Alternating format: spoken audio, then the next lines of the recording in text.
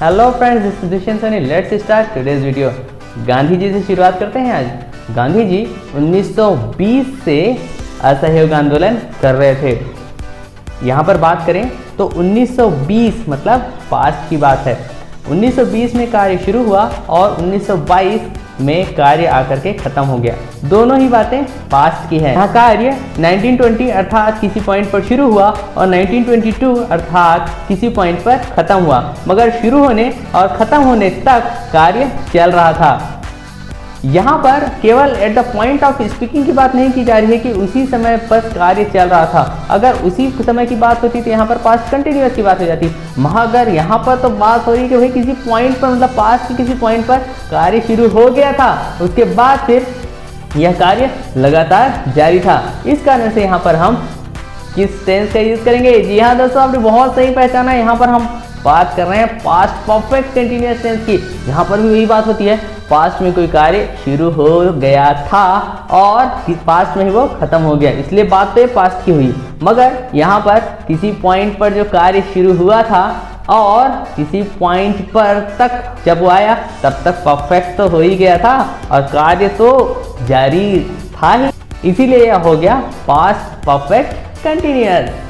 अब आपको कंफ्यूजन तो नहीं होगा शायद पास्ट परफेक्ट कंटिन्यूअस और पास्ट कंटिन्यूअस। दोस्तों हम इसके पहचान देख लेते। मतलब हम शुरुआत करेंगे कर्ता, उसके बाद फिर समय और से का प्रयोग करेंगे, उसके बाद फिर क्रिया और उसके बाद फिर रहा था, रही थी, रहे थे।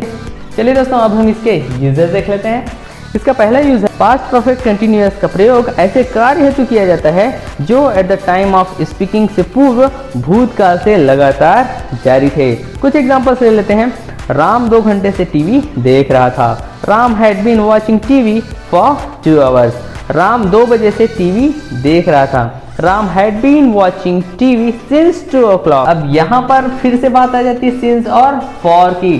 सिंस का उपयोग हम पॉइंट ऑफ द टाइम के लिए करते हैं, फॉर का उपयोग हम पीरियड ऑफ द टाइम के लिए करते हैं। इसके बारे में और ज़्यादा जानकारी है तो जाइए हमारे प्रेजेंट परफेक्ट कंटिन्यूअस के वीडियो में और इसको ज़रूर देखिए और अपने सारे डाउट्स क्लियर कर लीजिए। मगर मुझे पूरा विश्वास है आप पिछला वीडियो तो देख ही चुके होंगे, तो आपको सिंस और फॉर में कोई कंफ्यूजन तो होगा ही नहीं।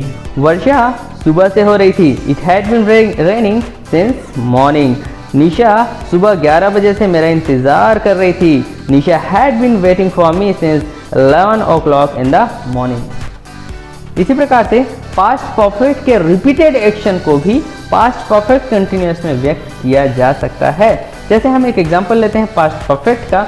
ही had tried 5 times to contact her. यहाँ पर 5 times अर्थात रिपीटेड एक्शंस की बात की जा रही है। इसको हम पास्ट परफेक्ट कंटिन्यूअस में इस प्रकार से कह सकते हैं, he had been trying to contact her। यहाँ पर 5 times को हटा दिया गया है, इसे आप विशेष रूप से ध्यान रखिएगा।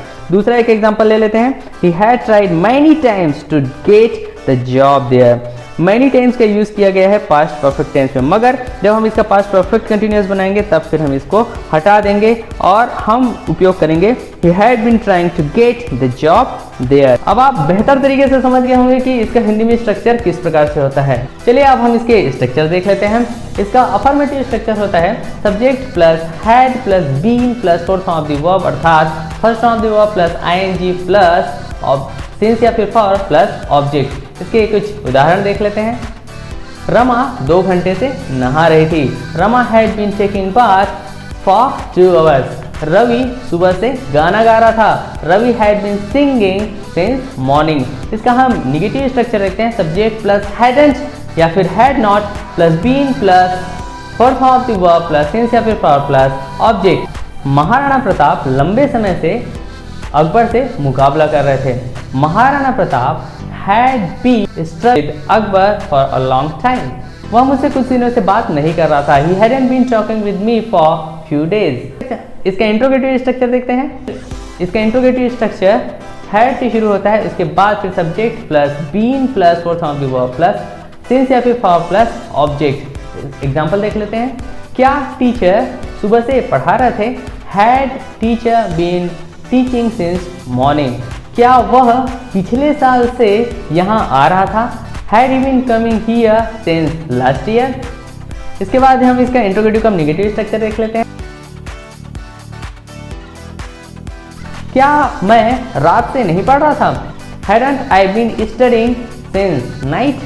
क्या वे 5 साल से कड़ी मेहनत नहीं कर रहे थे? Hadn't they been working hard for 5 years? चलिए दोस्तों, अब समय है लीन प्रैक्टिस का। एक सेंटेंस लेकर के हम उसका नेगेटिव, इंट्रोगेटिव और इंट्रोगेटिव का नेगेटिव सेंटेंसेस बनाएंगे। चलिए देखते हैं एक एग्जांपल।